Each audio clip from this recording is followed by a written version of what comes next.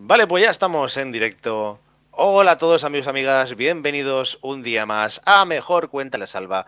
Ya sabéis, la sección del canal donde invitamos a gente famosa y no famosa, pero con historias interesantes que contarnos.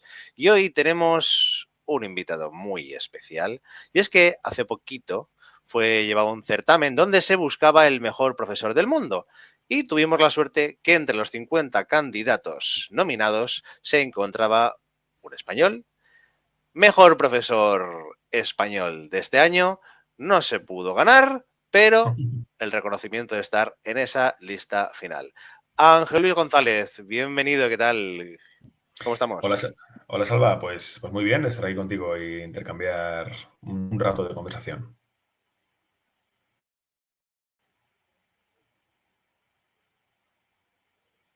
Bueno, está bien que también por el canal, aparte de, bueno, youtubers o gente del mundo de divulgación audiovisual, también tener un profesor, ¿no? Que yo creo que es una profesión que a veces no está lo suficientemente bien valorada.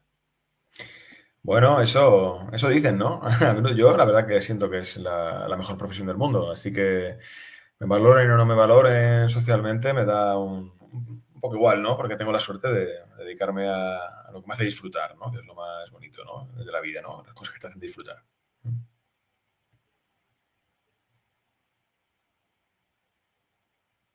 Bueno, como decía, se celebró el certamen del Global Teacher Prize, ¿no? Que intentaba buscar el mejor profesor del mundo, un certamen realizado por la Fundación Barclay y apoyada por la UNESCO. ¿Cómo llegas a este certamen? ¿Cómo te llegas a enterar de que estás nominado y qué hay que hacer para participar ahí? Bueno, la verdad que, como todos los certámenes importantes, ¿no? Es algo que obviamente está auditado, ¿no? Es totalmente limpio y tiene además una auditora de las más potentes del mundo, ¿no? Como es PwC. Pero la realidad es que cuando eres un candidato parte de ello, te llega, digamos, la información justa y necesaria, ¿no? Yo, por ejemplo, allá por el mes de noviembre de 2024, me llega un correo electrónico diciéndome que alguien me ha nominado, ¿no? Para que participe en el proceso, ¿vale? ¿No? Ahí básicamente el proceso era acceder a una plataforma y en esa plataforma pues tenías que responder una serie de preguntas, adjuntar información y nada, tú le das a enviar en unos plazos establecidos y luego empiezan a llegarte otros correos, ¿no? De que tienes que asistir a una serie de entrevistas, ¿no? Que te van a realizar.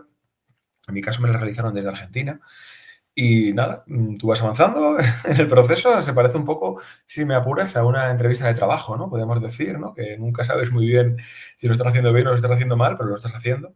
Entonces, nada, hay un silencio administrativo que duró en mi caso unas 2 semanas y un sábado, yo me acuerdo que era un sábado, directamente te llega otro correo electrónico y te dice que sepas que has sido seleccionado entre los 50 candidatos a llevarse el premio de este año. Se va a anunciar en 3 días y nada, nos pondremos pronto en contacto contigo, con el equipo de comunicación y demás. Y te quedas frío, impactado y diciendo, bueno, pues a ver qué pasa en 3 días, ¿no?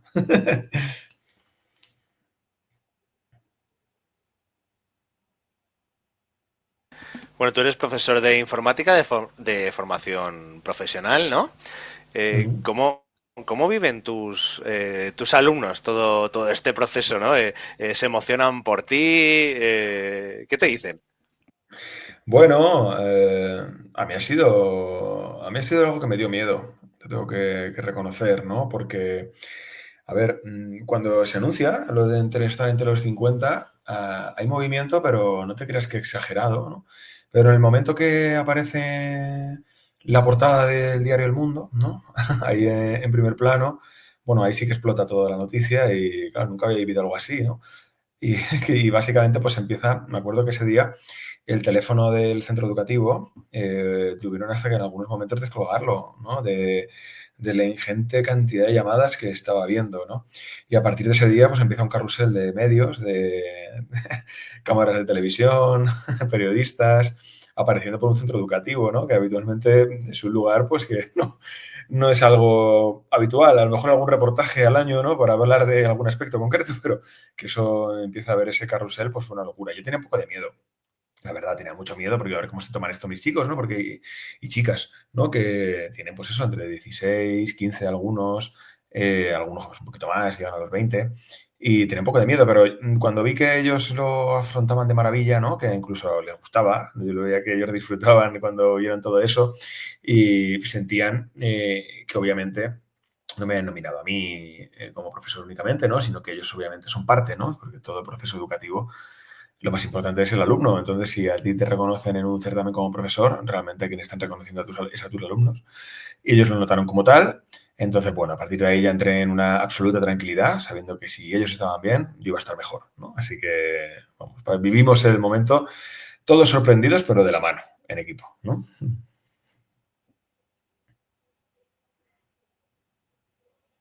Supongo que también es una experiencia muy bonita y que incluso a alguno de tus alumnos puede ser que hasta les haya motivado para en el futuro intentar ser profesores a su vez y, oye, quién sabe, ¿no? Si al final todo eso a ellos les ha servido interiormente como para valorar su futuro profesional en este tipo de ramas, ¿no? Sí, de hecho, ten en cuenta que yo soy tutor en el grado medio. Vale, ¿no? Que en el grado medio habitualmente caen, pues, chicos que sienten que no son los mejores estudiantes del mundo, ¿no? Precisamente, ¿no? Porque piensan que, aunque la FP, obviamente, ahora la vemos mucho en televisión, en los medios, y se le está tratando de crear un nombre de respeto acorde a la realidad que aporta, un prejuicio es muy difícil de destruir, ¿no? Y en este país, por lo menos, que es el que yo conozco, que es en el que vivo, pues veo que hay esos prejuicios, ¿no? Sobre la formación profesional, ¿no? Y ellos mismos como alumnos piensan que si han caído en el grado medio y no están, digamos, en el bachillerato, es que muy buenos no son, ¿no? Hay algunos casos raros, ¿no? O menos habituales, podemos decir mejor, que sí que es cierto que ellos quieren dedicarse a la informática cuanto antes y por eso se meten rápidamente en el grado medio, independientemente de todo lo demás, ¿vale? Pero lo normal es que no, lo normal es que son chicos que como no ven que no van a pelear un bachillerato, le tienen miedo, pues caen en un grado medio y eligen este porque, bueno, a veces por descarte, a veces por una llamada interior o a veces porque alguien les dice, se lo recomienda, ¿no? Entonces, pues eso, yo creo que esa gente muy importante a la que motivar y reconocer todo lo que hace. Yo creo que lo que consigue este tipo de reconocimientos para mí es que si yo he podido hacerlo, yo que vengo de un pueblo pequeño y mi familia no, no tiene unos poderes económicos amplios ni digamos que nunca ha tenido un padrino como tal, pues yo les trato de transmitir eso, de decir, mira, si al final peleas, las cosas pueden salir, pero si no peleas seguro que no.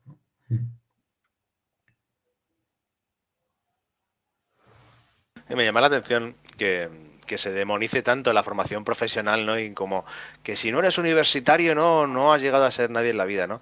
Y precisamente muchas veces luego pasa lo contrario, que los universitarios se tiran años y años estudiando, muchas veces terminan carreras o no las terminan y no tienen futuro profesional. Y precisamente la gente de FP es la gente que tiene luego más posibilidades de mercado laboral y que terminan consiguiendo trabajos, ¿no? ¿Por qué crees que tenemos ese paradigma, ¿no? No sé, es algo social, ¿no? Sí, yo creo que es algo social y ten en cuenta que cuando se crea, ¿no? Yo creo que especialmente se suele crear en años 80, ¿no? Años 90, pues la gente que vivió eso sigue viva, ¿no? Y mientras uno siga vivo, sigue transmitiendo todo lo que sabe y también entre lo que sabe, pues por supuesto los prejuicios que hay, ¿no? Yo viví, por ejemplo, yo hice la EGB, era de los últimos años de EGB, porque en mi colegio decidieron estirarlo hasta el último momento, aunque ya había otros centros que tienen la ESO, a mí me aguantaron la EGB, luego el BUP y luego el COU, ¿no? Y yo me acuerdo en octavo de EGB perfectamente, una clase de tutoría donde el profesor iba directamente preguntando uno por uno qué íbamos a hacer después de este curso y si tú tenías buenas calificaciones y decías FP, te decía que no, y dice, ¿dónde vas? Y dice, ¿pero por qué haces eso si tú tienes un buen expediente? Y dice, tú vete directamente al instituto, que tú eres bueno. Y si era un poco al revés, alguien que a lo mejor patinaba un poco en calificaciones y decía que iba al instituto, decía, no, hombre, no, tú no, ¿dónde vas tú al instituto? Tú vete, tú vete directamente al FP, que ahí vas a estar mejor. Pero bueno, el mundo también ha cambiado, ¿no? Además independientemente de las opiniones que tengan los diferentes estudios que se puedan cursar, ¿no? Y a día de hoy el mundo es mucho más inmediato, ¿no? Yo creo que cosas como las que hice yo, ¿no? De estudiar una ingeniería durante 5 años, entonces eran 5 años, ¿no? Las ingenierías informáticas y demás, y no estar en contacto con la empresa hasta que pasan esos 5 años, a día de hoy es que cuesta hasta meterlo en la cabeza, ¿no? Este año, por ejemplo, con la FP, que ha entrado la nueva ley, yo he tenido a los chicos en primero y cuando llevaban 4 meses les hemos mandado 2 semanas a las empresas, a los 4 meses. No, no hay que esperar 5 años para conocer una empresa. De alguna forma, en un mundo cambiante, cuanto más conectado esté todo, pues menos sorpresas va a haber. Yo tengo que reconocer que fui de una de esas personas que cuando llegó al mundo laboral, después de todo lo que le ha costado la carrera, dice, bueno, ¿y esto qué tiene que ver con lo que me ha costado tanto estudiar? ¿No? Y sin embargo, pues eso es algo que si tu hijo o tu hermano o tu amigo es estudiante de formación profesional, pues no va a tener, porque desde el primer momento va a tener una conexión directa con la empresa tanto en el grado medio, luego si hace el grado superior también desde el primer momento, y en todo momento pues él va a saber que lo que está estudiando para qué sirve y cómo adecuar una cosa y cómo adecuar la otra. Yo creo que es una educación mucho mejor adaptada a los tiempos a día de hoy, hay que reconocerlo.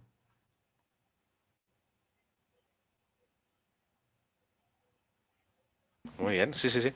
Además, yo creo que también, igual es un poco mi percepción, a veces cuando alguien tiene que verse en el mercado laboral tan jovencito o en una FP, luego al final madura antes, ¿no? A nivel personal, mientras que hay muchas veces que la gente por ser universitaria van cursando, van cursando, van cursando y muchas veces, no todos, ¿eh? Hay gente que trabaja y que estudia a la vez, aunque trabajos muy dignos o de camareros o de lo que sea, pero sí que sucede en algunos casos que muchos estudiantes como que lo van dejando pasar, se acostumbran o Mm. mal acostumbran a vivir con los padres y luego cuando realmente se encuentran que salen al mercado laboral, ya sea de lo que han estudiado o no, salen como menos preparados para la vida. Sin embargo, la gente que empieza desde más abajo, a lo mejor una FP, como tú dices, haciendo prácticas ya desde el principio, como que salen, a lo mejor no están tan bien vistos a nivel social, pero salen mucho más preparados para el mundo, ¿no? Yo creo que son más guerreros de la vida, ¿no? Por así decirlo, que muchas veces se dice, "Ah, es que Sí, yo creo que, por ejemplo, lo que consigues es sobre todo más seguridad, ¿no? O sea, tú no puedes estar ahora a día de hoy 5 años preparando a alguien para que luego dé el salto a algo. Es que eso está absolutamente contraproducente, ¿no? Directamente. Yo creo que la clave que ellos tienen es que tienen mucha más seguridad. Y tú estás durante 5 años pensando en prepararte para un trabajo, al final también está creciendo dentro de ti como un miedo. O sea, un miedo muy grande, un miedo de responsabilidad, una responsabilidad muy alta y al final, pues es un poco como por ejemplo jugar a cualquier deporte, ¿no? Tú ves que los jugadores que destacan en cualquier deporte, ¿no? Los deportistas que destacan, al final son deportistas que mentalmente están muy, muy sanos. No que le tienen excesivo ni siquiera respeto a los títulos, ¿no? Sino que juegan felices, ¿no? Lo dicen mucho los futbolistas argentinos, ¿no? Hoy hemos jugado como jugábamos en la calle, ¿no? Con los amigos, ¿no? Y yo creo que eso es un poco la clave de la vida, ¿no? Al final, cuanto más postergas las cosas, más grandes te van a parecer, ¿no? Más grandes te va a parecer ese monstruo si no lo afrontas, ¿no? Es como lo típico que tienes que contar a alguien, la típica, a lo mejor, conversación que sabes que tienes que asumir con alguien, que sabes que no es de buen gusto y tú sabes que cada día que pasa y no la afrontas, peor va a ir, ¿no? Por eso creo que esto va un poco en esa misma dirección, ¿vale? Tú tienes que estar mucho más cerca de lo que tienes que ser y, bueno, la FP, igual que las antiguas escuelas de maestría, pues siempre lo han dedicado, han trabajado en esa línea, ¿no? Ir aprendiendo a la vez que se va haciendo, ¿no? No saber únicamente, sino saber hacer, ¿no?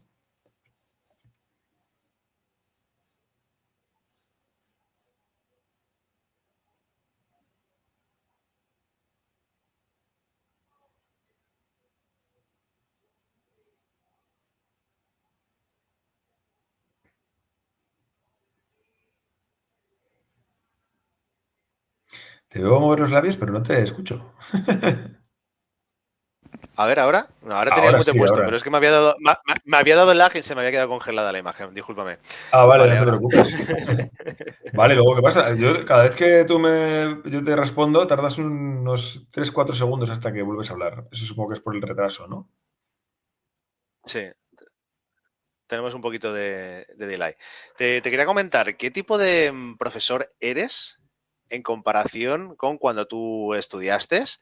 ¿Crees que ha habido una evolución en no en el sistema educativo, que eso es obvio, sino en el tipo de profesorado, ¿no? Porque muchas veces se dice, no, es que los profesores de antes había un respeto, tenían más mano dura, la gente no se podía portar mal en clase, y hoy hay muchas veces que los alumnos tratan con desprecio a los profesores, y encima los profesores se ven atados ante esas situaciones, ¿no? Que no puedes hacer nada por miedo a que encima os caiga algún tipo de denuncia, se quejen los padres. Eh, ¿Cómo crees que ha evolucionado el profesorado? ¿Se está devaluando la figura del profesor? ¿O también tiene que ver un poquito con el tema social que hay de los jóvenes hoy en día, redes sociales, en fin? Mm. Bueno, a ver, es complicado responder a esta pregunta, ¿no? Porque hay que tener en cuenta que yo he trabajado en la empresa privada bastantes años, en la mayoría de ellos vinculados a la educación también, antes de ser lo que es profesor como soy hoy, vamos, funcionario de carrera, ¿no? Directamente en un centro público. Y claro, la diferencia con los trabajos anteriores que yo he podido tener y respecto a la docencia es que la docencia es una profesión muy solitaria, ¿no? Tú estás en clase con tus alumnos, ¿no? Y a mí me encantaría, por ejemplo, estar en la clase de mi compañero para aprender de él, como por ejemplo he aprendido en todos los trabajos de la empresa privada. Pero es que eso no puede hacerlo, porque si yo estoy en mi clase, él está en la suya, en ese momento. Entonces yo no puedo entrar y verlo porque tengo que atender la mía, ¿no? Entonces es complicado ver un poco la figura del profesor y demás. Lo que sí que aquí me mojo directamente, yo lo que creo es que hay mucha mentira. O sea, ¿no? En la parte de medios, bueno, no los medios en general, los medios no mienten, los medios simplemente son altavoz de la voz que se escucha posiblemente en las aulas también. Pero bueno, ni me parece que a día de hoy las cosas vayan a peor, ni en el profesorado, ni en los jóvenes tampoco. A mí especialmente los jóvenes, me da mucha rabia, ¿no? Cuando se empieza a decir que los jóvenes de ahora ya no son como los de antes, ¿no? A mí me parece Eso un se ha poco dicho absurdo. toda la vida, ¿no? Todas las generaciones siempre se han quejado de sus jóvenes, ¿no? No, totalmente, y es que a mí eso me parece súper absurdo, ¿no? Parece como que yo, por ejemplo, yo tengo ahora, voy a cumplir 42 en octubre, ¿no? Y claro, yo doy clases a chicos de 16, ¿no? El comentario fácil sería decir, no, es que comparado con, pues yo trabajaba el doble, me esforzaba el triple, tenía que hacer 20.000 cosas más, tú lo tienes todo hecho. Y no es verdad, o sea, no es verdad. Ellos pueden tener más cosas a lo mejor de las que tuve yo, pero es que yo esas cosas las tengo ahora, con 42 años. Es básicamente algo social, ¿no? Aquí siempre salvo a mis abuelos, ¿no? A la generación de mis abuelos, ¿no? Pues a mi abuelo le abandonaron después de la guerra y creció en un orfanato. Eso es otra liga. Pero a partir de lo que son mis padres, lo que soy yo mismo y lo que son los jóvenes a día de hoy, con muchas variables que hay ahí, ¿no? Porque van naciendo gente cada año, no nacen cada periodo de 10 o 15 años. La realidad es que yo sí que veo perfectamente una evolución, ¿no? Si lo centramos en la parte del profesorado, pues bueno, sí que es cierto que a veces hay como modas, ¿no? Y las modas, pues modas son, pero las modas siempre tienen información, ¿no? Por ejemplo, ahora tenemos la suerte de tener muchísimos cursos formativos, sabemos lo que son determinadas metodologías que hace años era impensable, ¿no? Lo que es, aunque sean metodologías que llevan existiendo mucho tiempo, ahora se habla mucho de aprendizaje basado en proyectos, se habla mucho de gamificación. Luego también tenemos la suerte de tener muchas herramientas de todo tipo, ¿no? Ya sean digitales o no digitales, ¿no?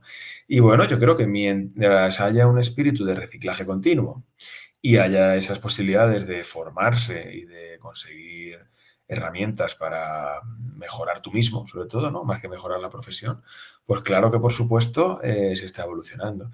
Eso no quita, pues que hombre, pues claro que si quieres coger un ejemplo y estirarlo y hacerlo generalista, pues bueno, pues va a aparecer de todo.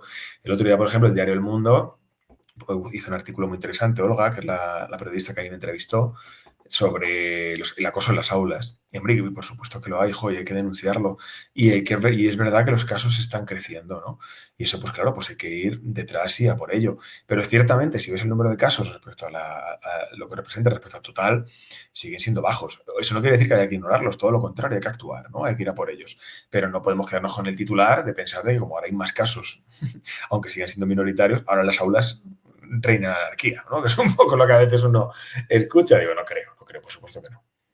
Yo siempre he pensado que el tema del bullying y del acoso escolar siempre se dice, no, es que va aumentando los casos. Yo creo que siempre ha existido, en mi opinión. Claro. El problema es que ahora está todo más globalizado y es más fácil, si hay un caso, extenderlo y darse a conocer, pero yo creo que hace 80 años también lo había. Lo que pasa es que pues normalmente eso se callaba o no se comentaba o se solucionaba a pedradas en el patio, pero, Oh, pero hoy en día, claro, al estar todo más globalizado, pues obviamente se pone más en el punto de mira, ¿no?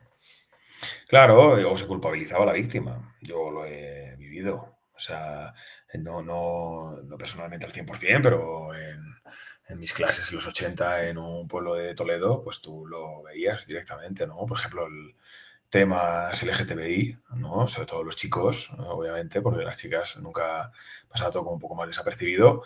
Tú lo veías, ¿no? Al chico que de alguna forma ni siquiera se declaraba, simplemente pudiera tener unas formas que pudieran encajar más en ese perfil, se le machacaba, ¿no? Con palabras horrorosas y fatales, ¿no? Y yo he llegado a escuchar y lo recuerdo como si fuera ayer, pues eso, ¿no? Bueno, es que este chico es que es un poco así, ¿no? Por eso le pasan estas cosas. Digo, no me jodas, hombre. No, la verdad que no. Por suerte esas cosas ya no ocurren, ¿no? A mí eso pues me encanta, ¿no?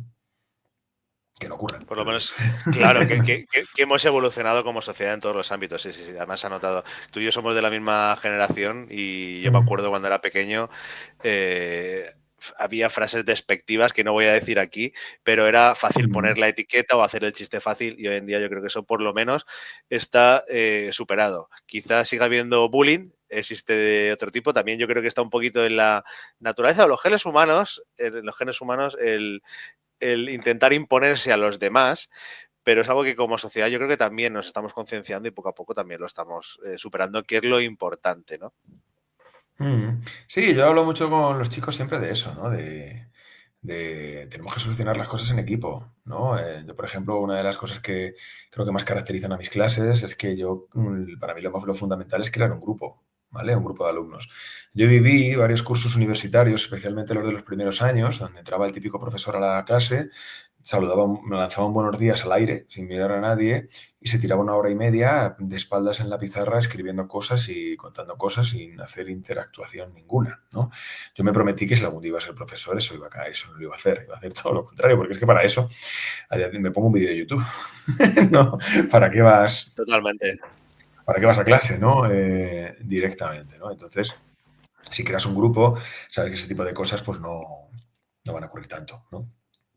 De eso luego hablaremos un poco más en profundidad, pero ya que has abierto el melón, ¿cómo te ganas tú a tus alumnos? ¿Qué consigues tú o qué herramientas utilizas para que tus alumnos estén motivados? Porque normalmente siempre los alumnos, el tema de estudiar, el ir al colegio, el ir al instituto, les da pereza y ya los profesores siempre son rechazo. ¿Cómo te ganas tú a tus alumnos? ¿Qué haces para crear ese equipo que tú dices y que se sientan participativos y que tengan interés por las clases? Bueno, pues mira, uno en el fondo es fruto de sus circunstancias, ¿no? Yo, como te decía, trabajé mucho en la empresa privada, apegado a la educación, pero en la empresa privada, ¿no? Y ahí, por ejemplo, tuve la suerte de dirigir equipos, ¿no? Y desde el primer día traté un poco de ser el jefe, ¿no? Que me gustaría que hubiera sido conmigo, ¿no? Es que al final es tan fácil como eso en la vida, ¿no? De la misma forma que como profe, yo trato a mis alumnos como me gustaría que trataran a mi hijo, ¿no? Solamente con esas dos frases bien interiorizadas ya puedes conseguir muchas, muchas cosas, ¿no?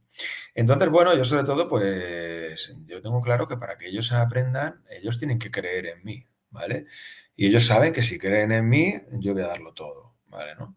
Entonces, bueno, yo, por ejemplo, algo tan sencillo como es la conversación, que es lo que estamos teniendo aquí ahora mismo, parece mentira, ¿no? Pero entre profesor y alumno no existe tanto, ¿no?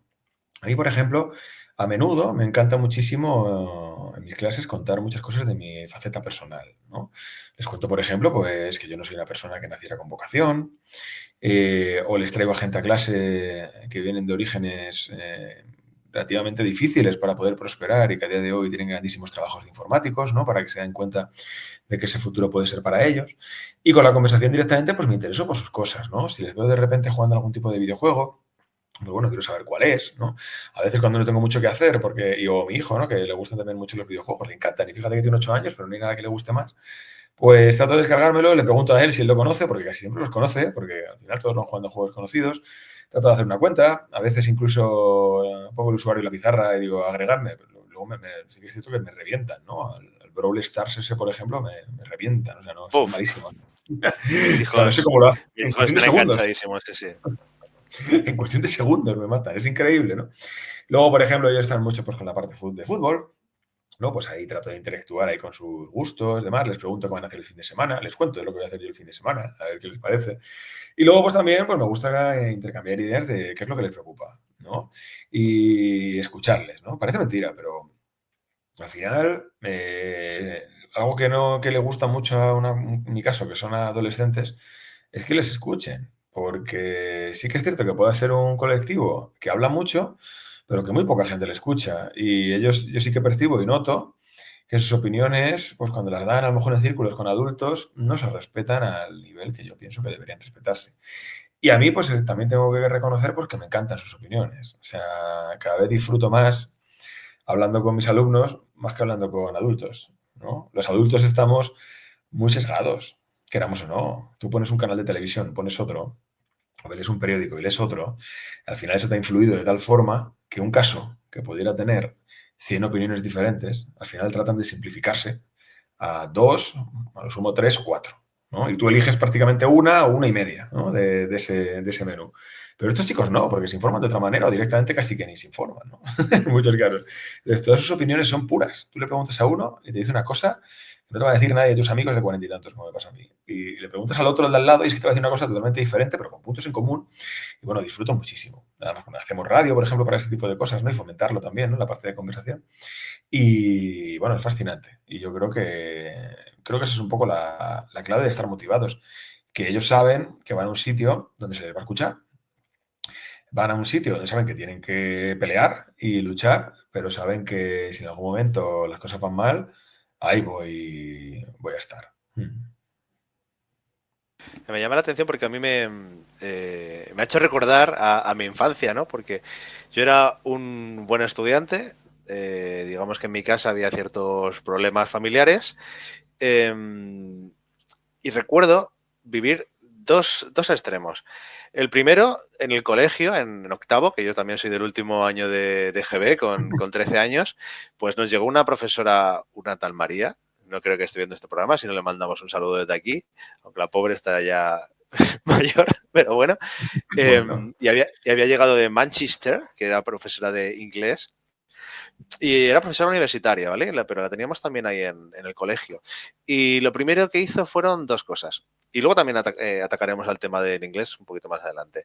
Lo primero dijo, tiráis el libro a la basura, funcionáis por fotocopias y las mesas nos hizo hacer un círculo alrededor de la... Un el círculo, aula, ¿no? un rectángulo alrededor del aula, ¿vale? Así de Sí, el forma... modelo U, Todos, ¿no? todos nos estamos mirando a todos, todos tenemos un compañero a un lado y al otro, y no hay nadie que destaque, no hay nadie que esté delante, no hay nadie que esté detrás. Todos estamos a la misma distancia y todos aportamos. Pues mira, yo creo que fue el año donde he sacado menos nota de inglés, aunque saqué buena nota, pero a mí a nivel persona fue de los mejores años que recuerdo que me hayan servido a nivel educativos, ¿no? Y Mm. también he vivido la parte contraria. En el instituto yo soy muy bueno en matemáticas y tener profesores de matemáticas terribles. Eh, por, por distintas causísticas, ¿vale?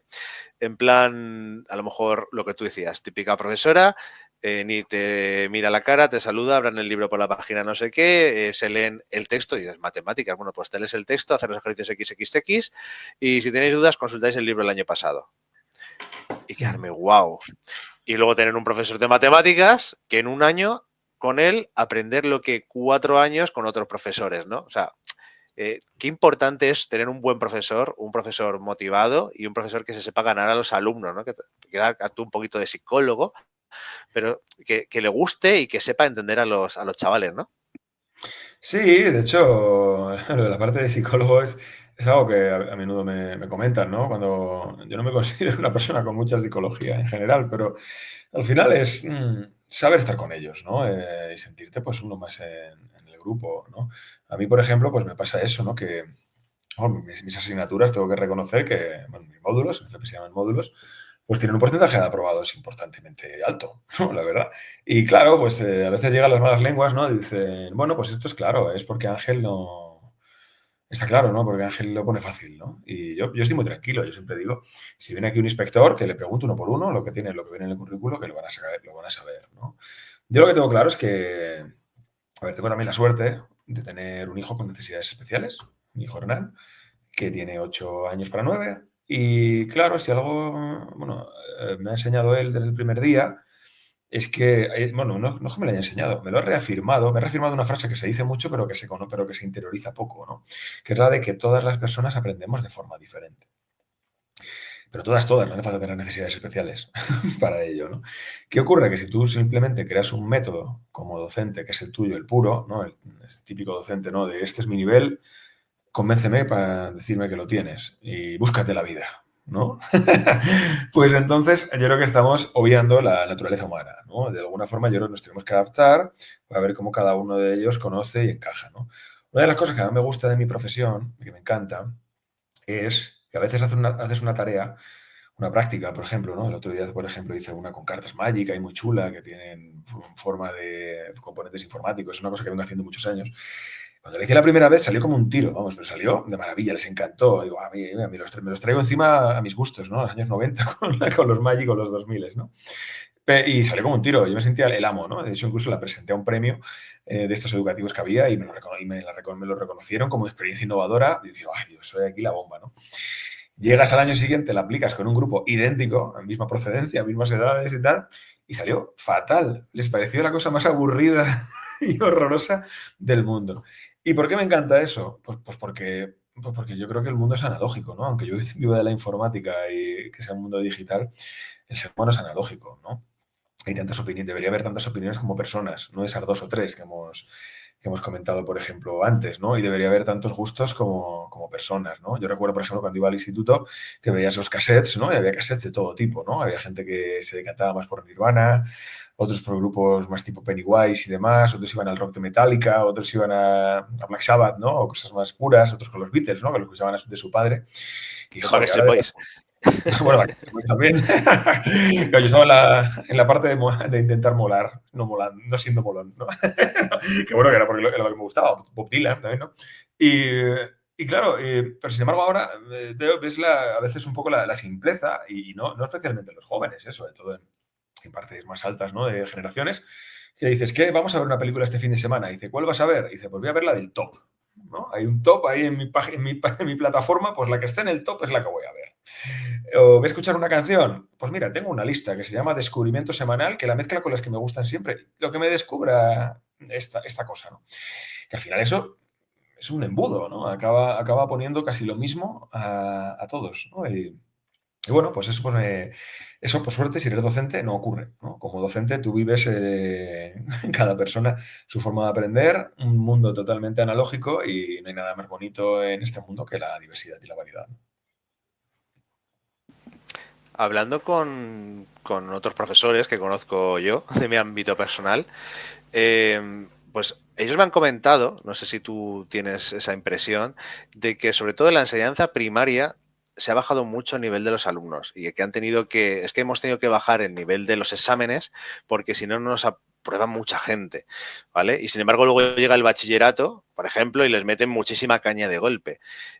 ¿Crees que se está enfocando demasiado la enseñanza primaria en formar a los alumnos a una edad demasiado temprana para el mercado laboral? ¿O crees que no?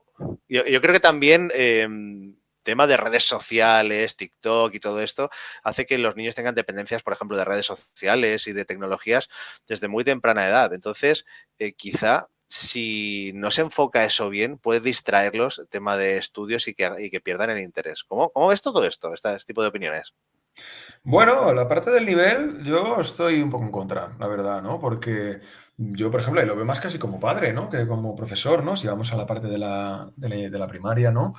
Y, jo, yo veo un nivel de exigencia altísimo. O sea, yo veo, por ejemplo, este año los contabilicé. Mi hijo en total va a hacer un total son 42 exámenes en total. Es el número de exámenes que va a realizar. Estamos hablando de un niño que está en tercero de primaria.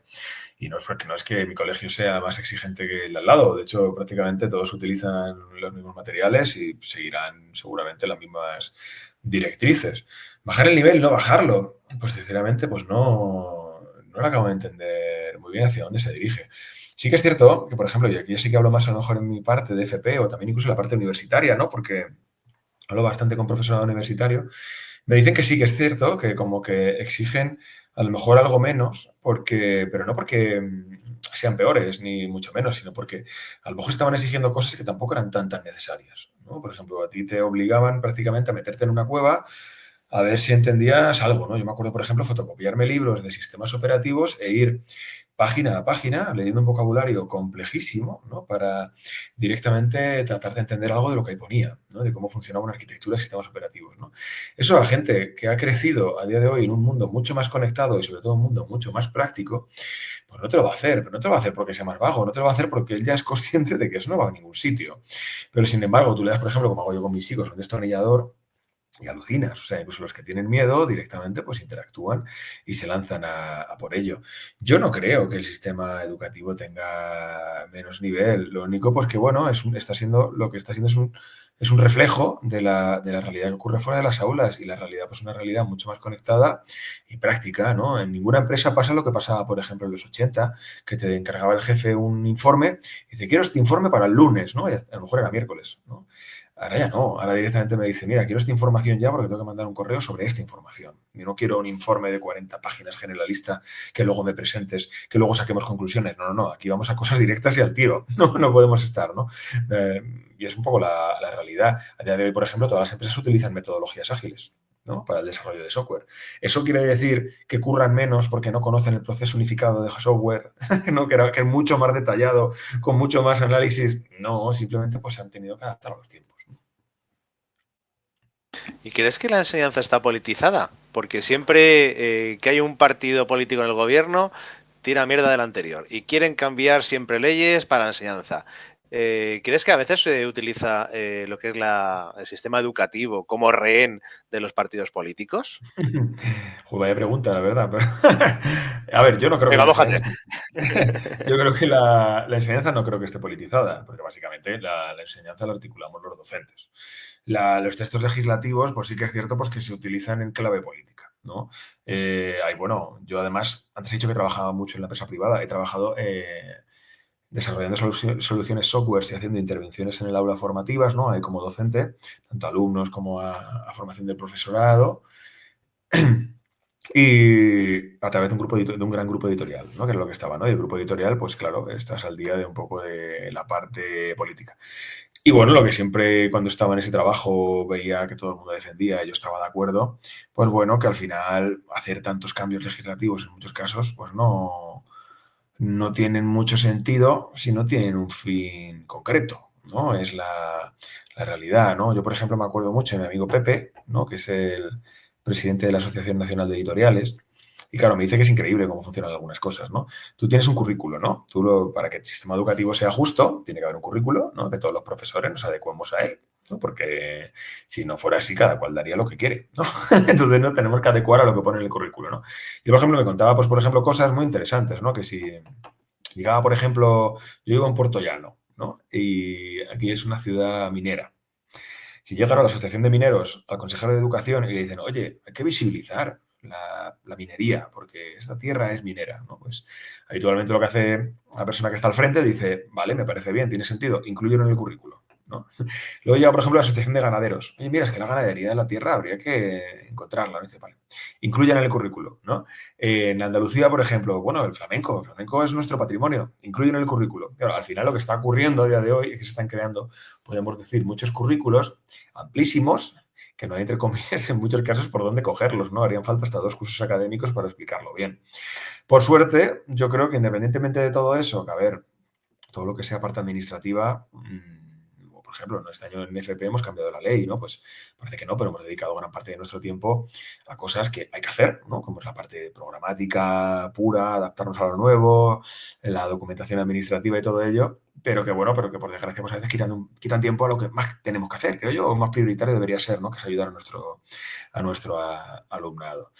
En resumen, Cierto es que la política ha hecho muchos cambios que han afectado obviamente a nuestro día a día como docentes, pero no creo que que la educación esté politizada al estar siempre en manos del docente. Tú eres el que recibe el currículo y por suerte, y eso me encanta, porque en otros países no existe, pase lo que pase fuera, pase lo que pase en el mundo, en este país, tú cuando cierras la puerta de tu aula, ahí el dueño eres tú. ¿No? Muchas veces se compara el sistema educativo español con sistemas educativos, por ejemplo, de Finlandia, ¿no? Que son sistemas de estudio mucho más experimentales, de más observación, más sensitivos. ¿Qué crees que le falta al sistema educativo español? ¿Por dónde crees que flojea? ¿Y qué cambiarías tú para mejorarlo? Bueno, a ver, yo básicamente a lo mejor buscaría que fuera algo más ágil, ¿vale? Directamente, ¿no? O sea, porque a veces cuando hay tanta parte administrativa, o tienes un carácter que de alguna forma no es que me dé igual, pero que no me afecte tanto a mi día a día como es el mío, o yo puedo entender que te puede absorber demasiado, ¿no? Te hace sobre todo, pues limitarte, ¿no? Sentirte inferior, ¿no? Entonces, bueno, yo sí que buscaría mecanismos para que fuera algo más ágil, ¿no? Para que todas esas partes que obviamente son necesarias, ¿no? Hay que presentar una programación, hay que seguirla, ¿no? Porque es lo que, porque si no, no habría sistema educativo, ¿no? Si no, esto sería un reino de pequeños reyes, ¿no? Cada cual haciendo lo que quiera, ¿no? Buscaría la forma de que eso se agilizara, ¿no? Sobre todo para liberar un poco al docente de esa parte y que su cabeza pues pudiera estar totalmente focalizada en ayudar a su alumnado, ¿no? Yo creo que eso es un poco lo que más demando, ¿no? Del sistema educativo que a mí me encantaría. Y luego, por otro lado, pues yo creo que sí que es cierto desde la profesión docente, pues, por ejemplo, a ver, obviamente la experiencia es un valor muy importante a tener en cuenta, pero no debe ser el único, ¿no? Yo a veces lo noto, ¿no? Yo me apunto a todo, siempre lo he hecho, ¿vale? Porque me mola, ¿no? La verdad, me apunto a todos los proyectos que puedo hacer. Si me llega ahora incluso un alumno y me dice, mira, este proyecto me gusta, educativo, lo hacemos. Si le veo con ganas y ilusión, yo, vamos, me sumo sin dudarlo. Pero sí que es cierto que muchos compañeros pues, se quejan y tienen más razón que un santo y me debería unir a esa queja, que muchas veces, por ejemplo, soy un docente activo que está en muchísimos proyectos y que hace muchas cosas, no está reconocido, ¿no? Y con que haya alguien ahí que esté al lado, pero que no lo esté haciendo, como si lleva un año más que tú o 2 años más que tú, no va a tener, él va a tener más puntos que tú, ¿no? Podemos decir, ¿no? Para concurso de traslados, mejoras, poder vivir más cerca de casa. Entonces, claro, pues eso al final acaba creando, pues, ¿no? Una pequeña desidia, ¿no? En mucha gente de decir, a ver, ¿para qué me voy a forzar? ¿No? O al final no, porque no tiene esa recompensa, ¿no? Yo lo hago porque sin pensar en la recompensa, pero, si hubiera recompensa yo sé que vendrían más a mi lado, ¿no? Mira, ahora que nombras lo de la desidia, no lo tenía que apuntado en el guión, pero mira, es un tema que voy a comentar contigo. Por lo que yo he visto, ¿vale? De mis hijos y los años que han pasado y hablando también con algunos profesores, se quejan de las bolsas de trabajo en el tema del profesorado, de bolsas de trabajo eternas, de trabajos que a lo mejor son solo por sustitución de un año, vuelta otra vez a la bolsa. Y muchas veces sucede que los que lo pagan son los propios alumnos, pero también porque el propio sistema a la hora laboral, en este caso, a la hora de garantizar una estabilidad a los profesores, yo creo que no está funcionando, ¿no? Y vemos que como continuamente todos los años en los cursos de mis hijos llevan profesores nuevos y a los pocos días de llegar se van de baja. Que no digo que no sea una baja justificada, pero que lo ves que año tras año llega una baja. Llega otro sustituto, una baja. Mi hijo ha estado hasta Año Nuevo sin profesor de matemáticas porque los 3 profesores de matemáticas que han llegado, nada más llegar, se han cogido las bajas. Y muchas veces, hablando, pues te dicen, es que si total sé que voy a venir un año, no tengo plaza garantizada y voy a ir otra vez a bolsa, directamente para eso no trabajo, ¿no? Realmente faltan puestos de trabajo, porque luego a mí me llama la atención. ¿Qué es lo que falta? Porque dicen, no, es que nos faltan profesores de apoyo para las aulas para poder garantizar un mínimo. Por un lado, los alumnos están sufriendo la necesidad de más docentes, pero por otro lado, los propios docentes no tienen garantizado su puesto de trabajo, tienen falta de estabilidad y no se les está protegiendo, por así decirlo, ¿no? Entonces hay una inestabilidad ahí entre profesores, puestos educativos, que al final los que lo terminan sufriendo son los propios alumnos, ¿no? ¿Cómo ves todo este tema? ¿Qué está fallando en el sistema? Bueno, a ver, sí que es cierto que hay partes donde faltan, o sea, donde sí que faltan profesores. Por ejemplo, yo estoy en la parte de informática y es una realidad, faltan profesores, ¿no? Hay que tener en cuenta que justamente la informática pues es un sector laboral que en el sector privado pues hay hueco, ¿no? Entonces, pues, yo creo que siempre habitualmente si el sector privado responde con más fuerza, ¿no? Ofreciendo empleos, pues a lo mejor nadie da el salto para ser profesor, hay menos gente, ¿no? Y bueno, lo que comentas de la falta de estabilidad, pues sí, hombre, la verdad que es una de las cosas que tiene esta profesión, ¿no? Yo, por ejemplo, a día de hoy, como quien dice, voy firmando año a año, ¿no? De hecho, actualmente estoy en comisión de servicios en Puerto Llano y yo tengo que ir firmando, como quien dice, mi contrato año a año, ¿no?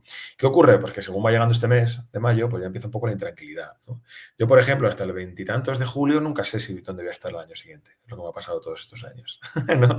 Entonces, bueno, eso sí que es cierto que te crea pues una tensión, ¿no? Luego también está por la parte, por ejemplo, de oposiciones, ¿no? Este año hay oposición y claro, yo tengo muchos compañeros que son interinos. Y claro, pues son interinos, trabajan, tienen sus familias. eh, entonces, pues bueno, pues están con el miedo de decir, porque cuando hay oposición todo da vueltas, ¿no? O sea, de repente, aunque tú estés en la lista de interinos arriba, no sabes cómo va a pasar después de la oposición y crea, digamos, pues esa tensión, ¿no? Bueno, a ver, el sistema, ¿qué le puede estar faltando?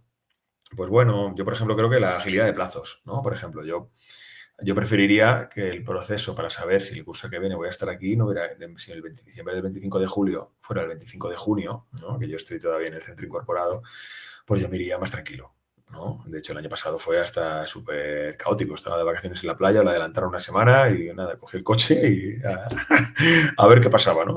Verano en Ciudad Real, maravilloso, ¿no? Que es un lugar de poco turístico en verano, ¿no? Y bueno, pues eso es, ¿no? Un poco. A lo mejor sí que es cierto que lo único que se podría hacer, creo yo, pues es a lo mejor por garantizar otro tipo de... Las bolsas al final son muy competitivas, pues no sé, a lo mejor... Pero claro, es que yo siempre hablo mucho de dar ideas y hay mucha gente que me da ideas, pero es que siempre me dicen lo mismo. Cada idea es que tiene una contradicción. Yo diría, por ejemplo, si hubiera un informe satisfactorio del director, ¿no? De decir, mira, esta persona la quiero porque me ha funcionado bien, que valiera más, ¿no? Y es una de las ideas que yo veo a veces a menudo encima de las mesas. Pero por otro lado me dicen, claro, pero es que eso puede acabar siendo el reino de una dictadura del profesor, del director, de que vais poniendo aquí a la gente que le cae bien, independientemente de gente que haga cosas bien para su alumnado, ¿no? No lo sé, la verdad que es un sistema complejo y a repensar, pero bueno, yo también digo que si te dedicas a esto, a mí mi sensación es que todo compensa, ¿no? O sea, yo es que mira, yo venía del sector privado en un puesto de dirección, o sea, y doy el salto a la docencia, vamos, no te imaginas la de gente que a mí me ha comentado que para qué hago eso. O sea, me está diciendo que tienes un puesto con el que viajas, con el que haces muchísimas cosas. ¿El qué? Perdón. Sí, sí, que como que la gente te dice, oh, se te ha ido la cabeza, has dejado esto por Ah, lo sí, otro, sí. ¿no? Te has vuelto Sí, loco. claro, pero al final es muy importante conocerse. O sea, la vida, a quien tienes que hacer feliz es a ti mismo, ¿no? Y descubrí que a mí era lo que me hacía feliz. Si algo te hace muy, muy feliz, pues de alguna forma estás ahí para pelear, ¿no?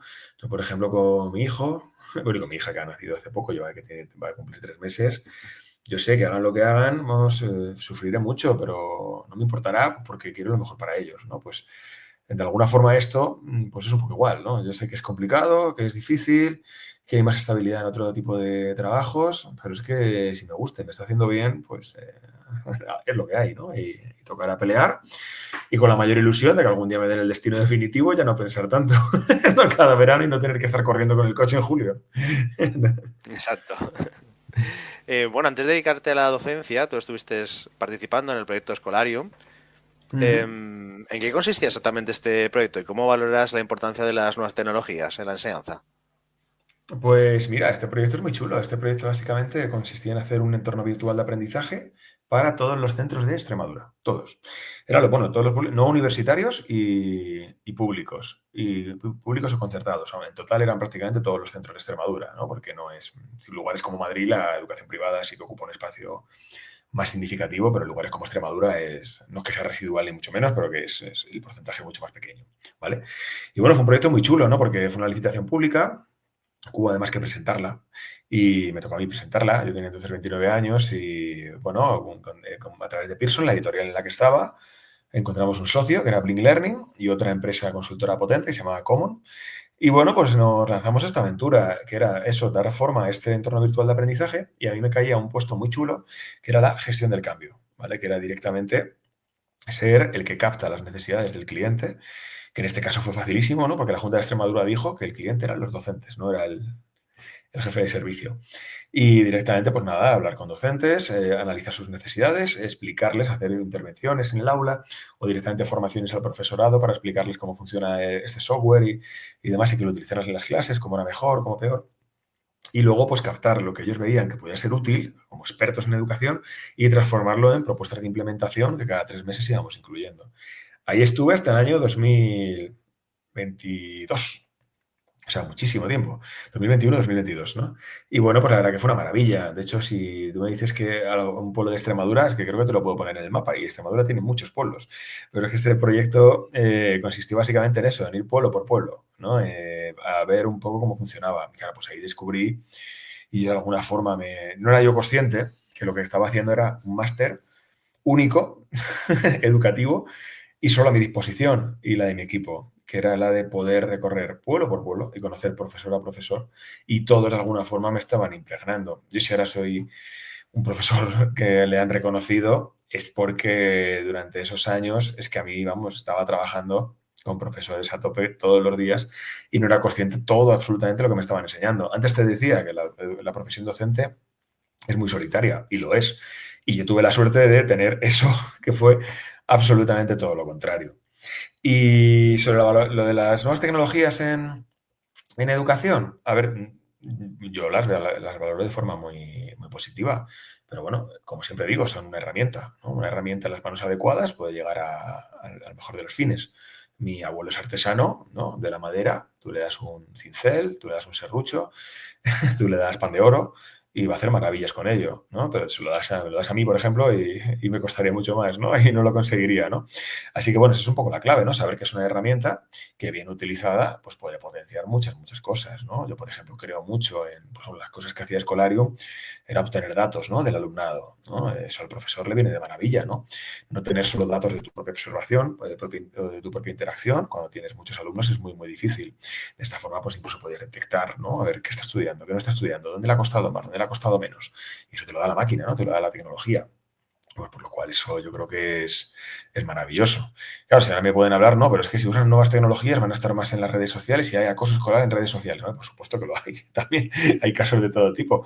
Eso es como lo que cada uno se quiera quedar, pero si algo sabe siempre un profesor es que el mundo es diverso y que en el equilibrio está la clave, ¿no? Muy bien. De inteligencia artificial no te voy a preguntar, porque si no, no daría tiempo, nos tiraríamos aquí hasta las tantas. Pero antes de terminar, me gustaría preguntarte. Sé que también eres escritor, has escrito por ahí una novela y un cuento o varias cositas, ¿no? Sí. ¿Cómo es tu faceta de escritor? ¿Es más sencilla que ser profesor o qué? ¿Cómo lo ves? Bueno, a ver, yo lo que sí que digo siempre es que si alguien escribe, o si alguien tiene un programa de radio, o tiene un programa de stream, ¿no? Que es lo que tú realizas, lo que hay que hacer siempre es animarle y darle las gracias, ¿vale? Porque de alguna forma sabes que esa persona tiene pasión, ¿vale? Esto lo digo sobre todo porque ahora, claro, ahora todo es muy fácil, ¿no? Ahora me dicen de repente que, claro, Ángel, como tú tuviste un podcast, sabes comunicar muy bien y ahora eso te ayuda a explicarte mejor, ¿no? Y en clase, ¿no? Y en las cosas que haces. Como escribes directamente, claro, como has tenido que hacer solicitudes para premios y tal, pues las tuyas están mejor escritas, ¿no? Cosas así, ¿no? Ahora todo parece como que todo tiene sentido, ¿no? Pero la realidad es que durante muchísimos años ese tipo de facetas, a mí no es que me hayan sido criticadas como tal, pero sí echar de menos, ¿no? Te decían directamente, oye, ¿pero qué no te centras en estudiar un poco más? ¿Por qué no te centras en trabajar un poco más para la empresa? Que la empresa es lo que te da dinero, darle un poco más de fuerza, ¿no? Y yo creo que estas aficiones, en el fondo, nos definen de maravilla y de alguna forma somos nosotros mismos, más que en un trabajo, en muchos casos, a no ser que tengas la suerte como yo de ser profe, que ahí eres tú siempre. No, a no ser que quieras jugar un papel, lo cual sería sin duda un error enorme. Y sobre mi faceta de escritor, pues bueno, le dedico menos tiempo del que me gustaría, ¿no? La verdad. Pero bueno, es un acto pues muy íntimo, ¿no? Yo siempre creo que hay dos formas en la vida que es muy difícil mentir, o prácticamente imposible. Una siendo profesor y la otra escribiendo, ¿no? Aunque tú escribas una historia de ficción enorme, descomunal, con personajes, quien te conoce y lee esa historia, al final acaba encontrándote a ti, ¿no? No dicen, esto es lo que tú sientes, lo que no sientes, esto va por esto, ¿no? Y eso es precioso, ¿no? A mí me parece que ambas profesiones podemos decir que son un acto totalmente terapéutico, ¿vale? ¿No? Porque de alguna forma es como tener a ti mismo de psicólogo, ¿no? Digamos, especialmente lo que es en la parte de escritura. Y mira, sí que te quería comentar una cosa que no he comentado en ningún sitio, y te doy la primicia absolutamente, aquí en tu canal. Atentos. Y, y bueno, es que justo esta semana que estamos grabando esto, que estamos emitiendo esto, he firmado mi contrato para escribir un libro sobre educación. Así que bueno, saldrá. Ah, ah, enhobuena. en principio, si todo sale bien, debería salir a principios del año que viene. Y bueno, la verdad que es una editorial bastante potente que me hace mucha ilusión, la verdad, porque bueno, No se puede decir el nombre? pues tiene un pingüino en la imagen. Ah, no, Sí, no se me ocurre cuál puede ser. No se me ocurre cuál puede ser. Bueno, así que nada, jo, la verdad que muy feliz porque además va a ser un libro que al final se supone que tiene que ir sobre educación, pero al final he querido hacer un libro sobre mi vida personal aplicada a la educación, ¿no? Entonces, y sobre todo, pues eso, enseñando a la gente que todo es posible, ¿no? Yo, si algo quiero, gracias a este reconocimiento, es que la gente se dé cuenta de que si yo lo he podido conseguir, ellos también, ¿no? Y es lo que trato de transmitir a mis alumnos. Si yo he podido, ¿por qué vosotros no? ¿No? Y igualmente a todo el mundo. Yo no estoy tocado por los dioses, no, no soy un genio, ni mucho menos, ni mucho menos. Simplemente, pues bueno, pues una persona que las oportunidades que ha tenido las ha tratado de aprovechar, que ha cometido muchos errores, que ha cometido muchos aciertos, que por suerte me di cuenta a tiempo que la vida o el éxito, especialmente el éxito, se ha de medir por otras cosas que no sean cosas tan tangibles a veces como el dinero y ya está. Y que al final, por mucho que se consiga, la mayor satisfacción siempre que hay es. Mira, yo con Ángel estuve trabajando, o Ángel fue mi profe, o con Ángel estuve en una charla o en un encuentro y me pareció un buen tipo, ¿no? Ya está, ¿no? Siendo buena gente, creo que es como se va Exacto. Al final hacia es adelante. lo más importante. Exacto. Muy bien. Pues nada, vamos a dejarlo aquí. Muchísimas gracias, Ángel Luis González, por haberte pasado por este pequeño ratito en nuestro programa y comentarnos tus experiencias. Nuevamente, enhorabuena por esa nominación, que aunque no se haya conseguido el triunfo, yo creo que ya estar ahí es un triunfo y que además se está dando visualización a una profesión tan bonita y tan necesaria como es la del profesorado. Y nada, pues espero que te lo hayas pasado muy bien con nosotros. Pues claro que sí, jo, y ojalá que esto. Siempre me gusta que todas estas cosas que hago sean germen de poder crear nuevas cosas. Así que, bueno, no tengas problema en compartir, por ejemplo, mi Instagram. Yo respondo a todo el mundo que de repente se le haya ocurrido cualquier cosa o algo que me quiera comentar, o incluso algún proyecto que les apetezca formar o dar forma, bueno, pues ahí que me escriba, que yo estaré encantadísimo de escuchar. Porque si yo he llegado hasta aquí de alguna forma ha sido por toda la gente que me ha ayudado. Y si yo ahora no ayudara, estaría cometiendo una incongruencia absoluta. Pues lo dejaremos por aquí debajo. También dejaremos enlaces para tus novelas y tus historias. Y nada, espero que la gente haya disfrutado de este vídeo. Como siempre, recordaros que si os ha gustado le deis like y lo compartáis con vuestros amigos. Y si sois nuevos, pues os suscribáis, porque en este canal hacemos de todo, incluso entrevistas tan chulas como esta. Un saludo a todos, amigos. Nos vemos en el próximo programa. Adiós a todos.